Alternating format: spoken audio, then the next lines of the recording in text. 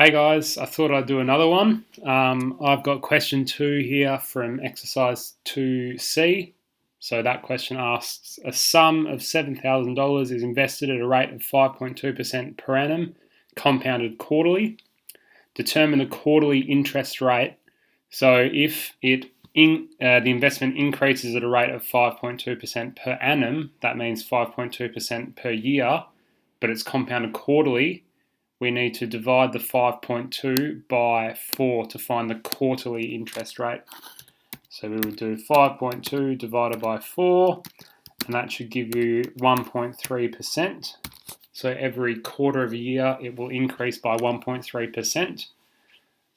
Part B, what is the growth factor of this investment? So what it means by the growth factor is what number do you need to multiply the 7,000 by to increase it by 1.3%. So we should know that if you want to increase the number by a percentage, we need to turn the percentage to a decimal first, which would be 1.3 divided by 100, which is 0.013. And if you want to increase something by 1.3%, it's going to be 1 plus 0.013, which means if you multiply a number by 1.013, it will increase it by 1.3%. Write a recurrence relation that describes the value of the investment at the end of each quarter. So again, for my recurrence relations, I can't do the subscript, so I'm just going to do it like in brackets. Tn plus 1 is equal to 1.013, the growth factor, times by Tn, where T0 is $7,000.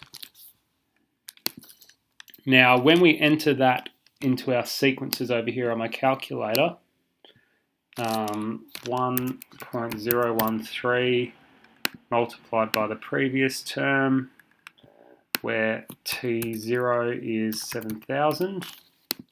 And if I graph some of those values, so I've got to tick that, graph some of those, you might sort of think, so after 1 year it's increased by $91, after 2 years it's increased by $183, so on like that. But you've got to remember that the recurrence relation we came up with is it's increasing by its quarterly interest rate. So it actually, each one of these n values is 1 quarter of a year. So after 1 full year, after 4 quarters, it's at $7,371.16 it would round to. After 2 years or 8 quarters, $7,761, or actually it rounds to $7,762. So if it's asking how much is earned, how much interest has been earned by the investment after 3 years, we need to go down to the 12th term, because that would be 3 years. It's at $8,173.56, and we need to take 7,000 from that because it's just asking about the interest. So it would be $1,173.56. What is the value of the investment after 7 years? Well, in 7 years, 7 times 4 is 28. There's 28 quarters in 7 years. So we need to go down to the 28th value. And we've got this one here, $10,050. Well, actually, here we go, $10,049.92. And this is asking for the value of the investment, so we don't need to take 7,000. $10,049.92. What interest rate will produce the same value in 3 years as that found in part E if compounded annually? So it's going to be our value after 3 years, $10,049.92, and that's going to be equal to the original investment of $7,000 times by our new rate to the power of 3, because it's after 3 years. We can go ahead and enter that into our main setting.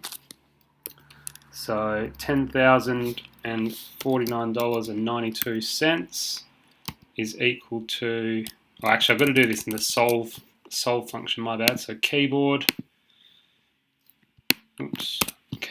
solve, and then I enter it in. $10,049.92 is equal to 7,000 times by our unknown interest rate to the power of 3, and we're looking for x, and we get 1.128188, so on like that. Now, remember, that's not saying the interest rate is 1.128%. If you multiply a number by 1.128, it's going to be increasing it by 12.811%. So our actual answer for that one, I think they do it to 4 decimal places, would be 12.8119%.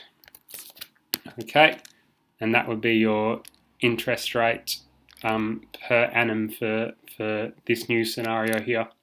Okay, I might do one more for part 13, for question 13, but I'll see how I go. Thanks, guys.